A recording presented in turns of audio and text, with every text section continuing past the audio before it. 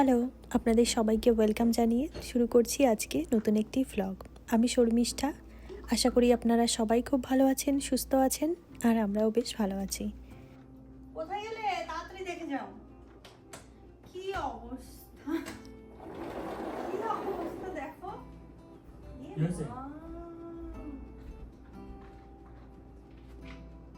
কিসে করেছে এগুলো? ওর মধ্যে খাবারই নেই। কি অবস্থা, সব শেষ হয়ে গেছে। তাই তো দেখছি। কি করেছে পাখিগুলো খাবার ফেলে। এই দেখো কি অবস্থা, সব জায়গায় ছড়িয়েছে, একদম ওই কোণা অবধি। দেখ, আর এর মধ্যে যে খাবার আমি দিয়েছিলাম কিচ্ছু নেই, আছে অল্প কেটে আছে। থাক, এমনিতেই আমার কাজ করতে ইচ্ছা করে না, তার মধ্যে এরকম নোংরা করে রেখে গেছে। এখন সকাল সকাল আমার এগুলো পরিষ্কার করতে হবে। চলো আস্তে আস্তে পরিষ্কার করি, আবার ওদের খাবার দিতে হবে। চলো, প্রথমে হয়তো ফেলবে না, পরে হয়তো নাও ফেলতে পারে, কিন্তু ওদের না বসার জায়গা নেই, বুঝলে? এটা এত ছোট, বলো। আলাদা করে লাগাতে হবে সেটা। হ্যাঁ, ওরা মানে বসতে পারে না এটাতে, ওই জন্য এরকম ভাবে ওরা ছড়িয়ে ছড়িয়ে ফেলেছে। চলো, ফেলেছে, কি করা যাবে। এখন জায়গাটা আগে পরিষ্কার করে নি, তারপরে দিনটা শুরু করি। আপনারা হয়তো দেখে বুঝতেই পেরেছেন আজকে সকাল সকাল কি ঘটনা ঘটেছে। যদিও এখন সকাল বলাটা ভুল, প্রায় 10টার কাছাকাছি বেজে গেছে। কয়েকদিন আগের ভ্লগে তো আপনারা দেখেছেন পাখিদের খাবার দেওয়ার ঘরটা আমরা ব্যালকনিতে সেট করেছি।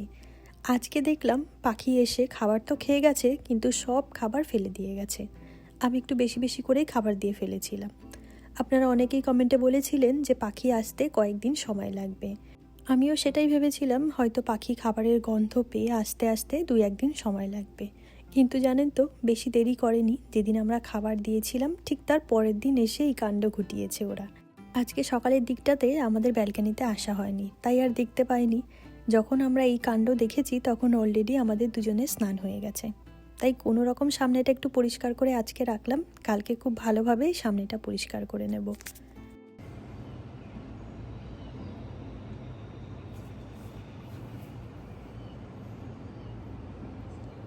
ওদের এই জায়গাটাতে না বসার জায়গা কম, এখানে খাবার রয়েছে আর এই সাইডে খাবার রয়েছে।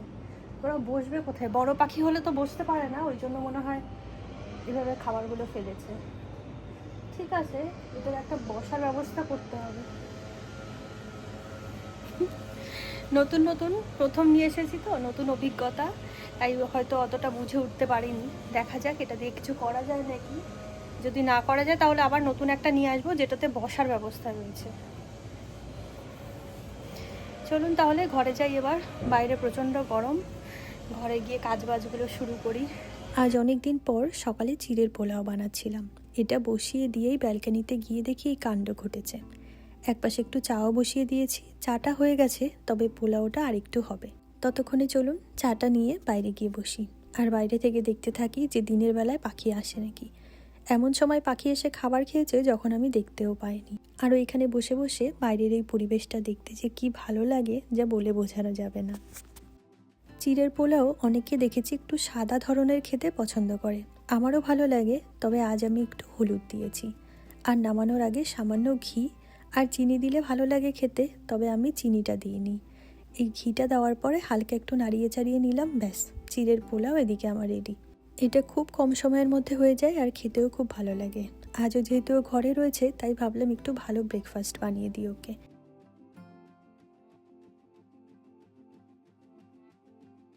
আমরা এখানে বসে বসে খাবার খাচ্ছিলাম আর ভাবছিলাম এই সময়টাতে যদি একটু পাখি আসতো এখানে তাহলে বেশ ভালোই হতো।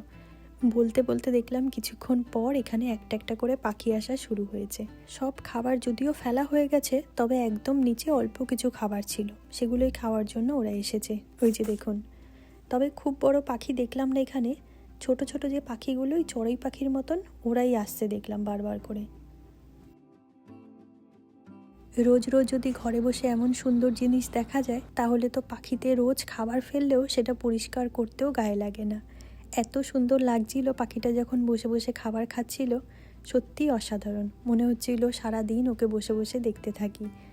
আর ওই পাখিটাকে দেখে যেটা বুঝলাম, ও হয়তো ছোট বলে সামনের জায়গাটুকুতে বসতে পেরেছে। খুব বড় পাখি যদি হতো তাহলে হয়তো বসতে পারতো না।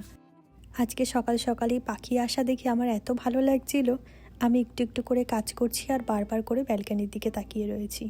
তো যাই হোক, চলুন, এদিকে খাবার দাবার খাওয়ার পর আমি এসেছি এখন দুপুরে রান্না করার জন্য। আজ এই রান্নাবান্না করে দুপুরের খাবার দাবার খেয়ে একটু ইন্ডিয়ান বাজারে যাব। এর আগের দিন আমরা মাছ কিনতে গিয়েছিলাম বাংলাদেশি বাজারে, আর আজ যাব সবজি কিনতে ইন্ডিয়ান বাজারে। আরও এর আগের দিন যখন আমি বাংলাদেশি বাজারে মাছ কিনতে গিয়েছিলাম, ওটাকে আমি ভুল করে ইন্ডিয়ান বাজার বলে ফেলেছিলাম। তাই একজন দিদিভাই আমায় কমেন্ট করেছিলেন, এটা কি ইন্ডিয়ান বাজার না বাংলাদেশি বাজার? ওটা একটা বাংলাদেশি বাজারে ছিল, আমারই বলতে ভুল হয়েছে। আজকে রান্না করব বাইন মাছ। এটা ওই বাংলাদেশি বাজার থেকেই নিয়ে এসেছিলাম। এগুলো আবার তো এখানে প্যাকেটে বিক্রি হয়। আগে একদিন প্যাকেট থেকে কিছুটা মাছ নিয়ে কলা দিয়ে সবজি রান্না করেছিলাম, অনেকটা ভয়ে ভয়ে যে এটা খেতে কেমন হবে, যেহেতু ফ্রোজেন মাছ। তবে কলা দিয়ে খেতে খুব ভালো লেগেছিল। আবার একজন দিদিভাই দেখলাম কমেন্ট করেছিলেন, বাইন মাছ দিয়ে রসা করলে বেশ ভালো লাগে খেতে। তো আজকে সেটাই রান্না করব। আমার মাকেও দেখেছি বাইন মাছ দিয়ে ওই রসাটাই রান্না করতো বেশিরভাগ সময়। তবে বাইন মাছগুলো যদি একটু বড় হয় তখন ওই রসাটা খেতে ভালো লাগে। আর আমাদের দেশে তো বেশিরভাগ সময় একটু ছোট জ্যান্ত বাইন মাছগুলো পাওয়া যায়, ওগুলো খেতে ভীষণ টেস্টি হয়। আর ওগুলো না যে কোনো কিছুর সঙ্গে খুব ভালোভাবে যায়, যেমন শাকের তরকারি বা যে কোনো সবজির সঙ্গে ছোট বাইন মাছগুলো খেতে খুব ভালো লাগতো।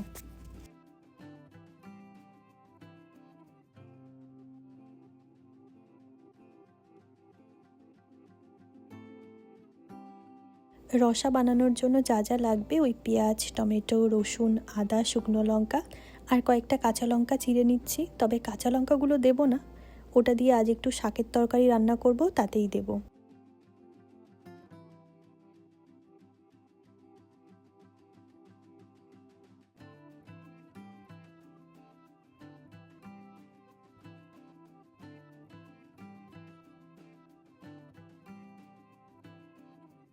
এই বাইন মাছগুলোকে আমি ভালো করে পরিষ্কার করে নিয়েছি।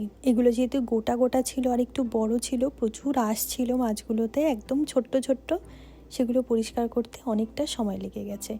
এটাকে এখন লবণ আর হলুদ দিয়ে ভালো করে মেখে নেব। আর এই মাছগুলো না মাথাটা আমি কেটে দিয়েছিলাম।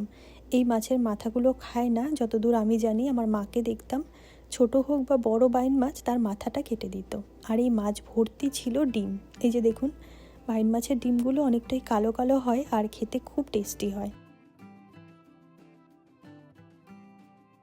বাইন মাছের সঙ্গে সঙ্গে আমি একপাশে কিছুটা চিংড়ি মাছও পরিষ্কার করে নিয়েছি। একদম ছোট ছোট করে কেটে নিয়েছিলাম, সেটাকে একবারেই লবণ আর হলুদ মেখে নিলাম।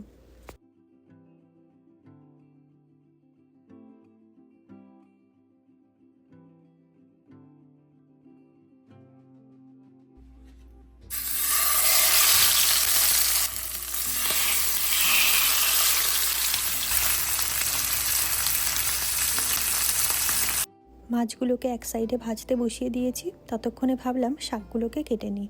এগুলো ছিল ডাঁটা শাক, অনেকে হয়তো চিনবেন, এটাকে কাটোয়ার ডাঁটা বলে। আমাদের বাড়িতেই বলুন বা রাস্তাঘাটে মাঠে ঘাটে এই ডাঁটার শাকটা অনেক হয়ে থাকতে দেখেছি। তখন আমরা জানতাম এগুলো খেতে খুব একটা ভালো হয় না। আর আপনারা তো আমাদের পুরনো বাড়ি দেখেছেন, বাড়ির ভেতরে কম বেশি একটু জায়গা রয়েছে। আমরা প্রত্যেক বছর শীতে বিভিন্ন রকম সবজির চাষ করতাম, ওই আমাদের খাওয়ার মতন করে। সেখানে আমরা প্রচুর মিষ্টি ডাঁটা লাগাতাম, সেগুলোই আমরা খেতাম। আর এগুলো আমরা আগাছা হিসেবে কেটে দিতাম। আর আজ আমেরিকাতে এসে এত বছর পর যখন এই ডাঁটার শাকটা দেখলাম, তখন মনে পড়ে গেল যে কতই না এই শাকগুলো কেটে কেটে আমরা একটা সময় ফেলে দিয়েছি। আর সেই ফেলে দেওয়া শাকটাকেই এখানে এসে কত ডলার দিয়ে কিনে খাচ্ছি। এই কটা ডাঁটা শাকের দাম নিয়েছে $7, যেটা আমাদের ভারতীয় টাকায় প্রায় 650 টাকার কাছাকাছি। আর এটাই আমরা দেশে থাকতে ফ্রিতে পেতাম, তবুও খেতাম না। আমাদের এখানে যে ইন্ডিয়ান দোকানটা রয়েছে কাছাকাছি, সেখানে যখন আমরা মাঝে মাঝে যাই তখন দেখি বেশ কিছু দেশীয় শাকসবজি আসে। এক এক সময় এক এক রকম দেখতে পাওয়া যায়। সেদিন যেমন গিয়ে এই ডাঁটার শাকটাও দেখতে পেয়েছিলাম, এক এক সময় পুঁই শাক দেখতে পাই, কখনো কখনো মেথি শাকটাও আসে। আর এই সমস্ত দেশীয় শাক দেখলে আমরা তো সঙ্গে সঙ্গে নিয়ে আসি। সে যাই হোক, এখানে আমি শাকের ডাঁটাগুলোকে খুব ভালো করে পরিষ্কার করে নিয়ে তাতে আবার দুটো ভাগ করে দিয়েছি, আর তার সঙ্গে কিছুটা আলু কেটে নিয়েছি, আর এই ডাঁটা শাকগুলোকে একসঙ্গে একটু কেটে একদম ছোট ছোট করে নিয়েছি।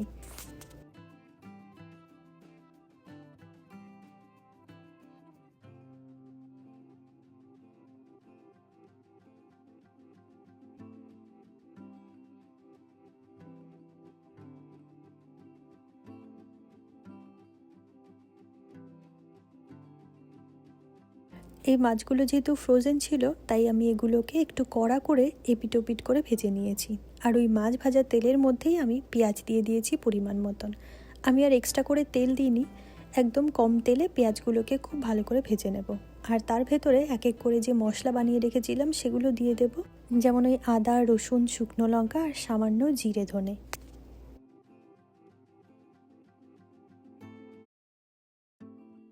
আর এদিকে আমি ডাঁটার সবজিটাও বসিয়ে দেব। তার জন্য চিংড়ি মাছগুলোকে ভালো করে একটু ভেজে নিয়ে তার মধ্যে ডাঁটা আর আলুগুলো কেটে রেখেছিলাম দিয়ে দিলাম।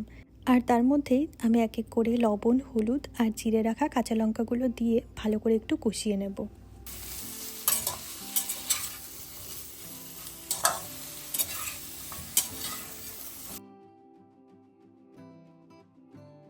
এরপর আমি এর মধ্যে একটু গরম জল দিয়ে দিয়েছিলাম। সেটা ফুটে ওঠার পর যে শাকগুলো আমি কেটে রেখেছিলাম সেগুলো এক এক করে ঝোলের উপরে দিয়ে দিলাম।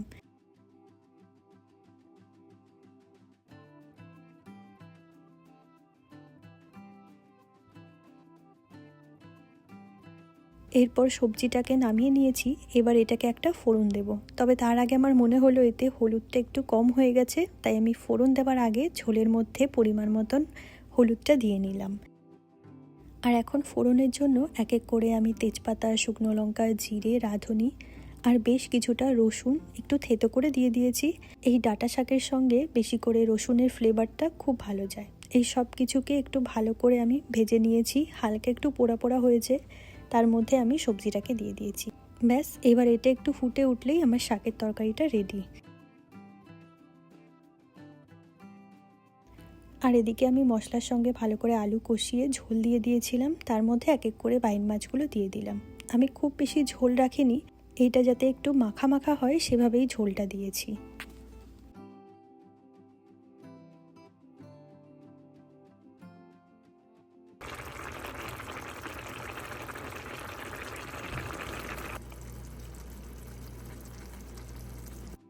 তো চলুন, এখানে আমার দুটো রান্নাই শেষ।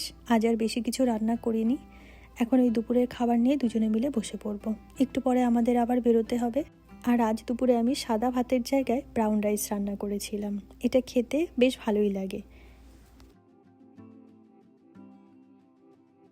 কি গো, চলো। দুপুরে খাবার খাওয়ার পর আমরা আর একটুও বসিনি, কারণ একবার যদি একটু বসে পড়ি তখন আবার ঘুম ঘুম পেয়ে যায়। তাই একবারে খাবার খেয়ে রেডি হয়ে বেরিয়ে পড়েছি। তাও বেরোতে বেরোতে এখন ওই বিকেল 5টার মতন বাজে। বাইরে প্রচণ্ড রোদ ছিল, রোদের জন্য আমরা দূরে কিছু দেখতেই পাচ্ছিলাম। রোদ বাইরে।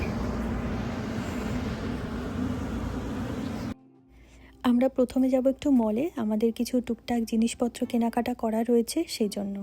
আর আমাদের ঘর থেকে মলের দূরত্ব খুব বেশি দূরে না, তবে ইন্ডিয়ান বাজারটা একটু দূরে। তাই ভাবলাম আগে মল থেকে ঘুরে আসি। টুকটাক কিছু জিনিসপত্র রয়েছে কেনাকাটা করার, সেই জন্য আগে চলুন সেখানে যাই। আমরা একটা জায়গায় যাব, কোথায় যাব সেটা বলবো না, সেটা সারপ্রাইজ। তার জন্য আমরা একটু বেরিয়েছি টুকটাক কেনাকাটা করতে। আপনারা গেস করে বলুন আমরা কোথায় যাব। কী কী কিনেছি সেগুলো আর দেখালাম না, খুব অল্প জিনিস কিনেছি। তবে আমাদের কেনাকাটা এখানে হয়ে গেছে। এবার আমরা সোজা বেরিয়ে পড়েছি ইন্ডিয়ান বাজার যাওয়ার জন্য। আর এই যে চলেও এসেছি। আজ ইন্ডিয়ান বাজারে এসে মনটা খুশি হয়ে গেল। আজকেই বোধহয় সব নতুন নতুন শাকসবজি ঢুকেছে। মাঝে মাঝে যখন আসি তখন দেখি সবজি একেবারে শেষের দিকে। আজকে বেশ ভালো সময় এসেছি।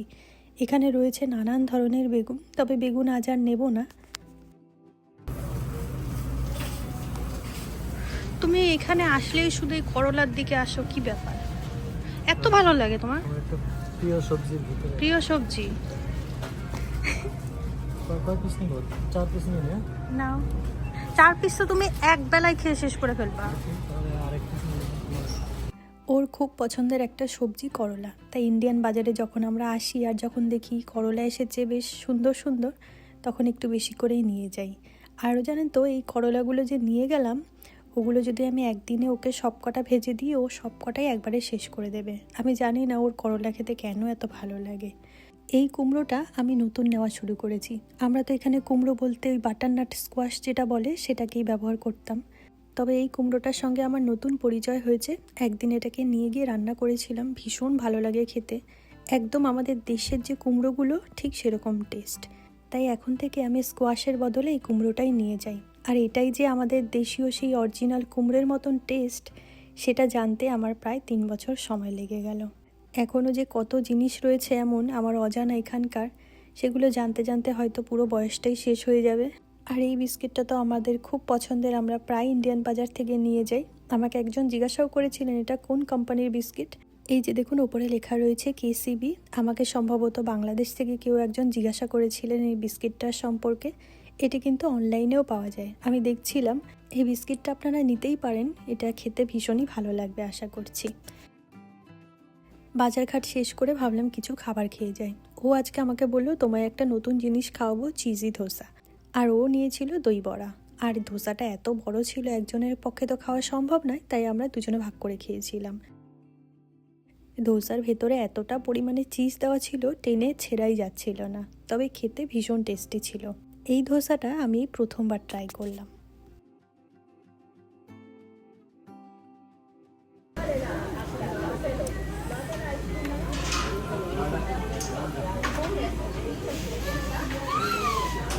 কেমন? ভালো?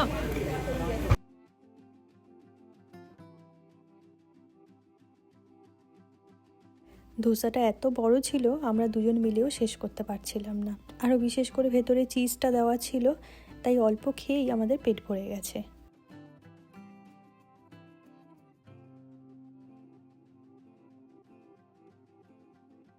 আর এর ঠিক পরে আমরা দই বড়াটা খাচ্ছিলাম। এটা তো এখানে টেস্টি হয়, এটার সম্পর্কে আলাদা করে বলার কিছু নেই। আর এর সঙ্গে বেশ কিছুটা এক্সট্রা চাটনি দেওয়া হয়েছিল, এটাও খেতে ভীষণ টেস্টি ছিল।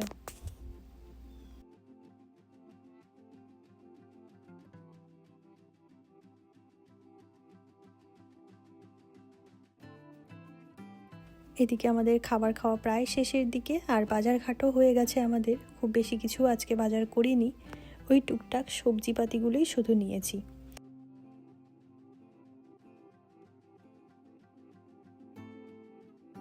তো চলুন আজকের ভ্লগটা আর বেশি বড় করব না। আমার ভ্লগটি আজকে আমি এখানেই শেষ করছি। আবার আপনাদের সঙ্গে দেখা হবে খুব শীঘ্রই নতুন একটি ভ্লগ নিয়ে। ততক্ষণের জন্য আপনারা সবাই খুব ভালো থাকবেন, সুস্থ থাকবেন। আর আমার ভ্লগগুলি যদি আপনাদের ভালো লেগে থাকে, একটা লাইক করে চ্যানেলটিকে সাবস্ক্রাইব করে নেবেন। তো চলুন আজকের জন্য টাটা। শান্তি। শান্তি।